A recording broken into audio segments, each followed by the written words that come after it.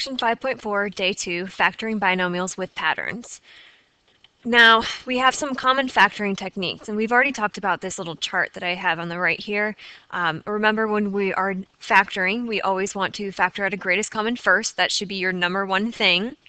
After you do that, and let's say you do have a greatest common factor, then you look within the set of parentheses.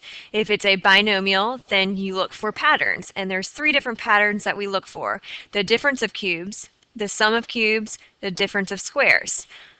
If it's not a binomial, and let's say it's a trinomial, then we've already learned that we are going to factor the trinomial if possible.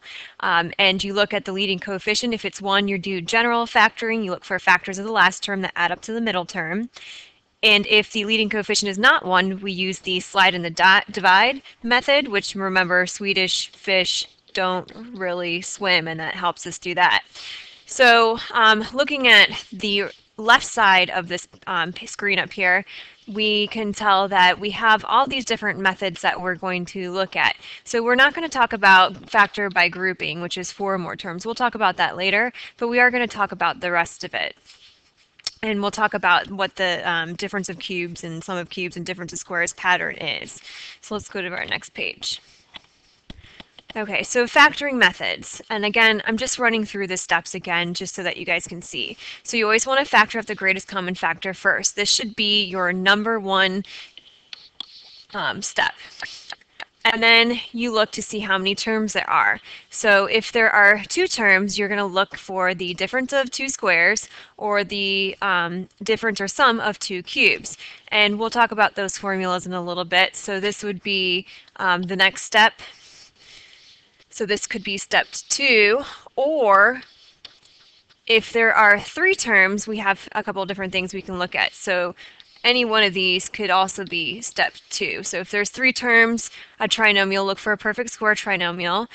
What that means is that you can just use general factoring most of the time. And if you notice that you get something when you have 2 binomials that are same, you can end up squaring them.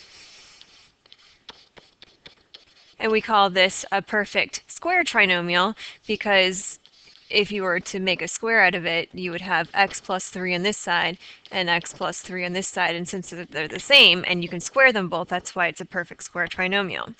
If there are 3 terms and not a perfect square trinomial, you just look for factors of the third term whose sum equals the middle term, which we've done before.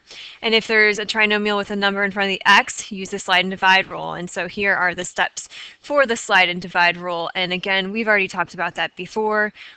So I wrote that in words, and then I also made another flow chart to kind of look at all the steps.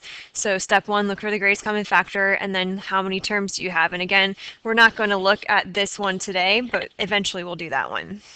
So the difference of 2 squares is when you have 2 terms, binomial, and their minus has to be in the sign in the middle. And so a squared minus b squared, the formula is a plus b times a minus b. The difference of 2 cubes then would be something like a cubed minus b cubed, and the formula for this is going to be a minus b, and then you take the first term and square it, so a squared plus the 2 terms multiplied, and then plus b squared. And again, A and B sometimes stand for numbers, sometimes they just stand for letters or variables, and we'll talk about that too. So then A cubed plus B cubed is going to be the sum of 2 cubes, so that factors into A plus B times A squared minus AB plus B squared. And so you really need to know the signs for these terms. Notice if it's a minus right here, then this is a plus and a plus for this sign. And right here, if this is a plus, then notice that this is minus plus. The way that I use that, the mnemonic device I use is SOAP, SOAP. So the S stands for the same sign. So if it's used the same sign, so notice that this was a minus and this was a plus. So in our factored form, we have minus and plus. And then O stands for opposite sign.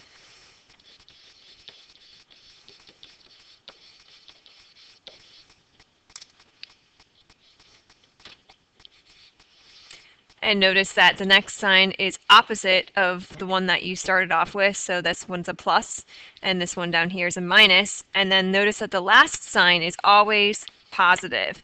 So A and P stands for always, and P stands for positive. And that's an easy way to remember the signs that go for the difference of cubes. So then 3 terms, you do general trinomial factoring. We also have the perfect square trinomial when it ends up being something that you can write like this. And then, of course, factored by grouping. So let's go ahead and jump in and start doing some problems, because that's going to make this a little bit easier to look at some examples. So let's talk about factoring the difference of 2 squares. So again, this is the formula, and you can only do this formula when you have a minus there. It does not work if it's a plus sign. And notice that for this we have a plus b times a minus b, so you have the same a's inside and also b is the same, and you have the different opposite signs. So if I were to just check this by multiplying, even just to show you, so if I multiply this out by boxing, I get a squared minus ab. This would be ab, and negative b squared. So these cancel out, and you're left with a squared minus b squared. If I tried to do a squared plus b squared, if I tried to factor this using the same formula, it's not going to work. And sometimes I have students think that it's equal to a plus b times a plus b, but this is not true, and I'll show you why that's not true. So I'm going to box it out just so that you guys can see that's not true. So this would be a squared, this would be ab, this would be ab, and this would be b squared. Notice these terms don't cancel out. It's ab and ab, which gives me 2ab, so a squared plus 2ab plus b squared, which does not equal a squared plus b squared. And you know that you can't have opposite signs, because if you have opposite signs a plus b times a minus b, that would be the difference of squares. So that's why if you see something like this, we cannot factor it. So I'm going to erase that so that it's not in our way for our problems. Now let's look at this first example that we have here. It says we want to factor the difference of 2 squares. We have 16a squared minus 81b squared. Now for this, whenever you look at the numbers, in order to do this, you have to be able to take the square root of the number. So the square root of 16 would be equal to 4. And the square root of a squared, so if you take your variable and divide it by 2, when you take the square root, you get 1, so that would be a. And then the square root of 81 is 9, and the square root of b squared would be equal to b. So that tells me I can use the difference of 2 squares. So you find the terms that are squared, which we did, 9a and 9b. Take the sum of the 2 squares and times the difference of the 2 squares. So notice that what we did for formulas, we have 4a plus 9b and 4a minus 9b. So that was just kind of like in our formula. So this stood for our a squared minus b squared. So instead of a, we use 16a's, and instead of b, we use 81b. So this was our a term minus our b term squared. And then that gave us our formula. So let's look at the first one together. 4x squared minus 81. So in order to do this problem, I have to be able to factor it. So I always like to write up my formula. A squared minus b squared is equal to a minus b times a plus b. It's good habit to get to write the formula down because it helps you memorize it the more you write it. So in this case, if we look here, 4x squared. So I have to think the square root of 4 is 2, and x squared would also be 2. Or what squared gives you 4x squared? We know that it's going to be 2 and then x. Because if we use our properties of exponents that we learn, we would just take that 2 and multiply it by the power. So 2 squared would be 4, and x would be x squared. So minus, in this case, we have 81. So the square root of 81 is 9. and that would 9 squared would be equal to 81. So that's our A and our B in this case. So when we factor this, we get 2x minus 9 times 2x plus 9. And this would be the difference of squares. So then for that, I could check my answer by multiplying it out or boxing it. So I'm just going to do that over here just so you can see. So 2x minus 9 and 2x plus 9. So this would give me 4x squared, and this would give me 18x minus 18x, and then minus 81. So these cancel out, and I'm left with 4x squared minus 81, which is what my original problem was, so it checks out. Okay. So let's go to the next one. So if I look at the next one, notice that we have a binomial. So then the next thing I would look for, and I should have said this in the other problem, always look for your greatest common factor first, which we forgot to do. So, but this for B, notice that it does not have a greatest common factor. And notice that the sign here, it's a binomial, but we have a positive sign there. And so I can't use the difference of two squares if I have a plus sign there. So I know that this isn't going to factor because I can't do 3x minus 1 or minus 11 times 3x plus 11. This would not be equal to what we have right here. This is actually equal to, if you multiply it out, 9x squared minus 121. That would work. And we can't do 3x plus 11 times 3x plus 11 because this would give us a middle term. And so if you were to FOIL that out, you would see that. So in this case, let me erase this so that I can write that this does not factor. So our answer would just stay as 9x squared plus 121. Now for C, if I look at this one, I want to do the same thing. So I want to figure out what squared would give me 9m squared. So I know that the square root of 9 is 3, and m to the second power would give me m squared, minus the square root of 64 is 8, and this would not be n now because notice that we have a fourth power there. So n to what power squared would give me a n to the fourth power. Well, I know that that means that right here would have to be a 2 because I multiply the powers when I simplify that, and that equals n to the fourth. So this would be n squared squared. So now if I fit this into my formula, I have 3m minus 8n squared times 3m plus 8n squared. And then this right here would be my factored form. And if I wanted to check my work, I would, of course, box it or FOIL it out. Doesn't matter what method you use.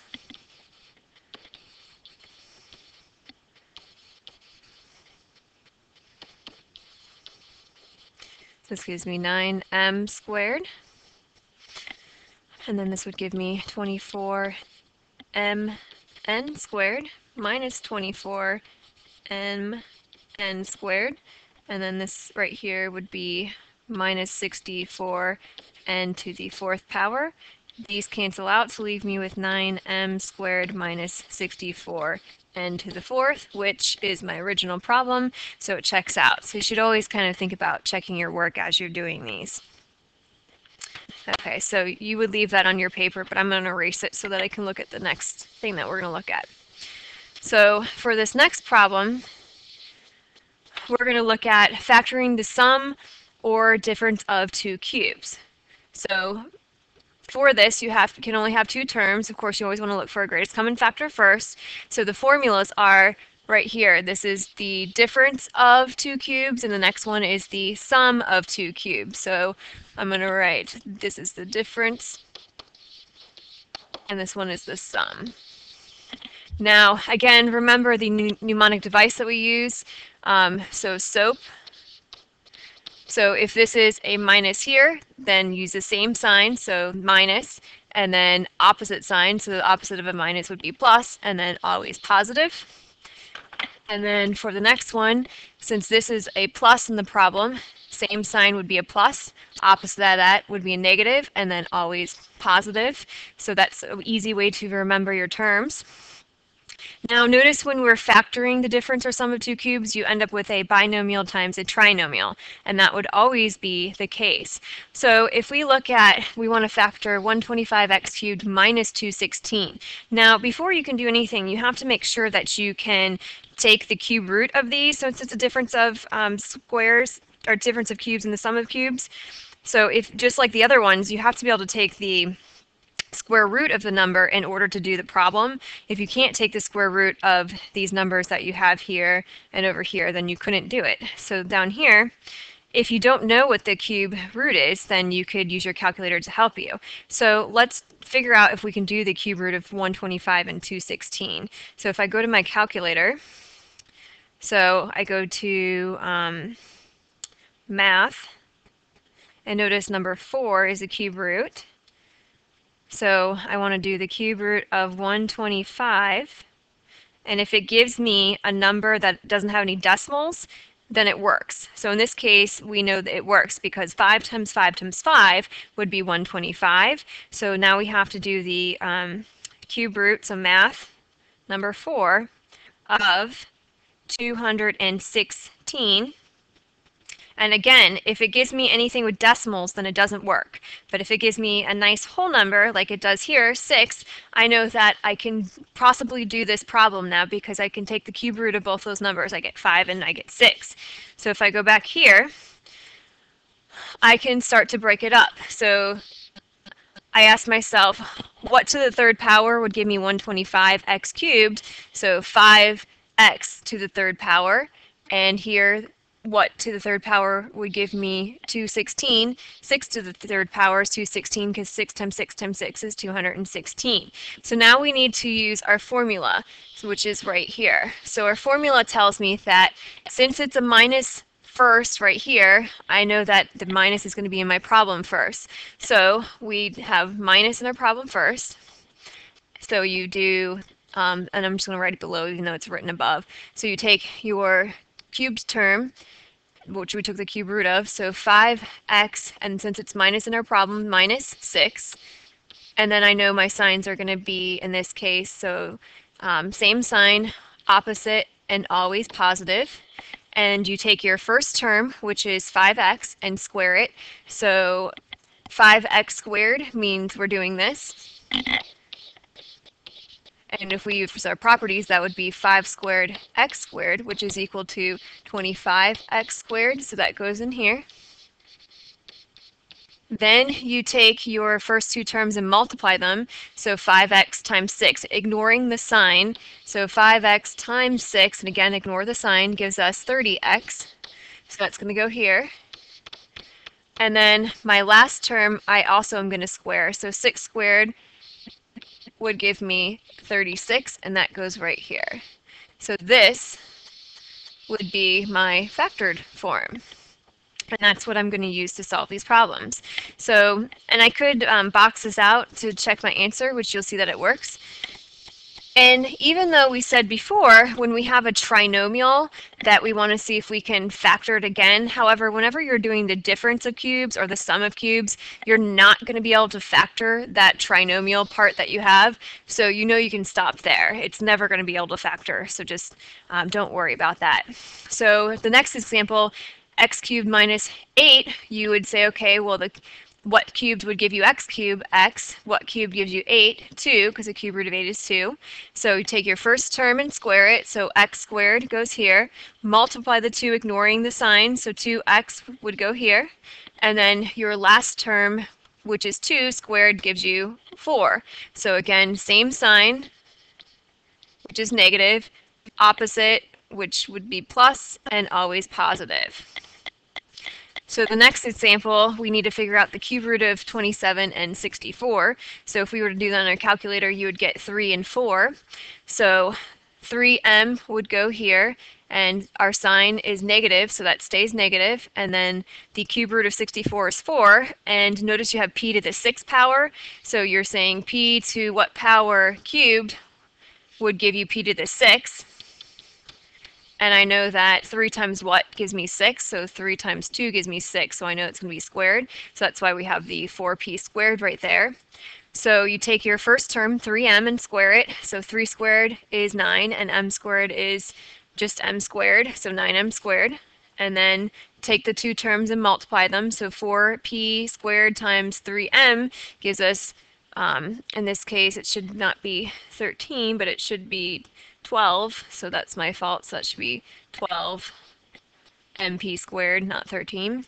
And then your last term, and you're going to square it. So 4p squared all squared gives you 4 squared, which is 16, and p, 2 times 2 is p to the 4th, and that would go right here.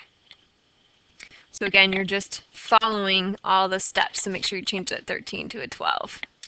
So let's do examples A, B, and C. So I look first for a greatest common factor, which on A I do not have.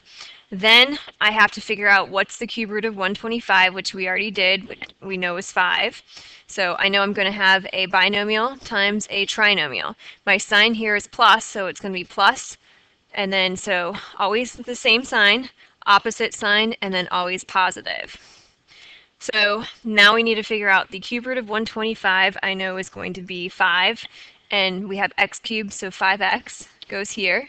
And the cube root of 8, if you don't know that it's 2, you could again always do it on your calculator. So second, or not second, just math, number 4, and the cube root of 8 gives us 2. So that's one way if you don't know what it is, because 2 times 2 times 2 is 8. Now we take our first term, which is the 5x, and square it. So 5x squared gives me 5 squared, which is 25, x squared. Then multiply the two numbers, so 5x times 2 gives me 10x. And then the last term squared, so 2 squared is 4. So this would be my factored form. And again, we're not going to be able to factor that trinomial anymore when we do this formula. So that would be the sum of cubes formula. Now let's look at B. So always look for your greatest common factor. So greatest common factor, in this case I have one, which is y, because I have a y in both terms. So really if I factor out that y, I get 64 minus y cubed.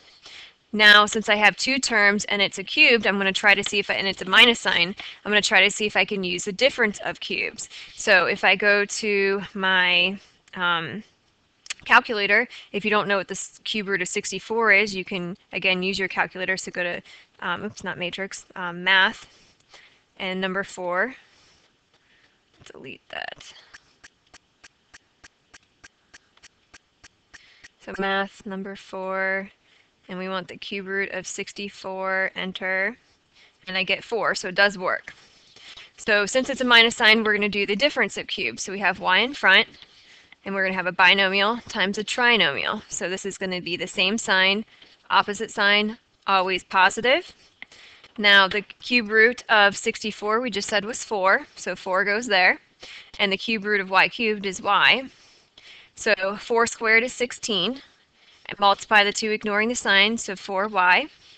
And then the last term squared would be y squared. And again, we can't factor that anymore, so this would be my solution. So now let's look at the last one. So for the last one, we know that the cube root of 8 is 2, and if you don't know what the cube root of 27 is, you can go ahead and use your calculator. So I would do the same thing, math, number 4, 27, enter, and I get 3. So the cube root of 27 is 3, so I know this one was 2, and that one's 3. Since it's a minus sign, we're doing the difference of cubes. So set up your binomial times your trinomial, minus, opposite sign, always positive. So this would be 2x, because 2x all cubed gives you 2, or 8x cubed. And then this would be 3y. Your first term, square it, so 2x squared gives you 4x squared. Multiply the 2, so this would be 6xy. And your last term squared, so 3 squared is 9, and y squared is y squared. So this would be your solution. And that is the sum and difference of two cubes. So you have to have those formulas memorized. So let's go ahead and do a couple more example problems, which you can just write on a separate sheet of paper or anywhere you have room. So I'm just going to extend this right here. And let's do 2r cubed plus 250. Now, remember that you always want to look for a greatest common factor first. So I look at this and I know 2 is going to go into 250. So of course you would want to figure out, okay, how many times this 2 is going to 250? If you don't know, just use your calculator. 250 divided by 2, which gives me 125. So I know I have 2r cubed plus 125. Now, since I have a binomial on the inside, that means I have to look for my patterns. Since it's a plus sign and I know r is to the third power, that tells me it's probably going to be the sum of cubes. And I know that because I did before, the cube root of 125 we said was 5. I know I'm going to be able to use the sum of cubes formula here. So 2, I set up my parentheses, so a binomial times a trinomial. Same sign, plus, opposite, and always positive. Now, r cubed, this would be r, and the cube root of 125 is 5. So your first term squared is r squared. Take the 2 and multiply, ignoring the sign. So 5r, and your last term squared, 5 squared, would be 25. So this would be your complete factored form. So let's do another example. So for the next one, we have, let's do 162 minus, so 162x squared minus 98. So again, you want to look for your greatest common factor first, which if I were to do this, I think my greatest common factor is going to be 2. So if I take out that 2, and I could use my calculator if I need to, it's going to be 2, and then in my parentheses I would have 81x squared, and then plus minus 48, or not 48, 49, sorry, minus 49. And again, if you didn't know that, you could use your calculator to help you. So after I factor out the greatest common factor, I have a binomial on the inside that tells me that in this case, since it's a minus sign, I'm either going to be using the difference of squares or the difference of cubes. Now, if you look here, you have x squared, which tells me that most likely I'm going to use the difference of squares, because I know that if I look here, I'm not going to be able to take the cube root of x squared. Also, if I go to my calculator, if I try to take the cube root of 81, notice I would get a decimal. So I know I can't use the difference of cubes because of that. But if I take the square root of 81, so if you don't know how to do that, you can, oops, the square root would be second right here. So the square root of 81, I know it's going to be 9, but just to show you, you can do it in your calculator. So 9, and the square root of 49 is 7. So 2, and when it's the difference of squares, you have 2 binomials. One's a plus, one's a minus. So the square root of 81 is 9, and this would be x and 7. And then this would be 9x and 7. And this would be my factored form. Let's do one more. The next one I'm going to do is going to be x cubed minus 343. So look for a greatest common factor, which I don't have one here. So since there is no greatest common factor, I'm going to, I know that I look there and I see the x cubed, so it tells me it's probably going to be the difference of cubes. So if I don't know what the cube root of 343 is, use your calculator. If you get a nice number, then you know you can do the problem. If you don't, then it doesn't factor, so I get 7. So I'm going to set this up with my binomial times my trinomial. Since it's minus, use same sign, opposite, always positive. So this would be x, and we just said the cube root of 343 is 7, so x and 7. So your first term squared, so x squared, multiply the 2 ignoring the sign, and then your last term squared. And then this would be my factored form. And so that's how you would use these formulas. So you have to kind of look at it and see if you can take the square root or the cube root after you find your greatest common factor. If you have two terms and it's a plus sign and it's cubed roots you can take, then you know it's going to be the sum of cubes. If it's minus with the cubes, then you can do the difference of cubes. If it is a minus sign and you have the square roots that you can take, then it's going to be the difference of squares. And so we're going to do a bunch of this practice tomorrow in class, so make sure that you have this done.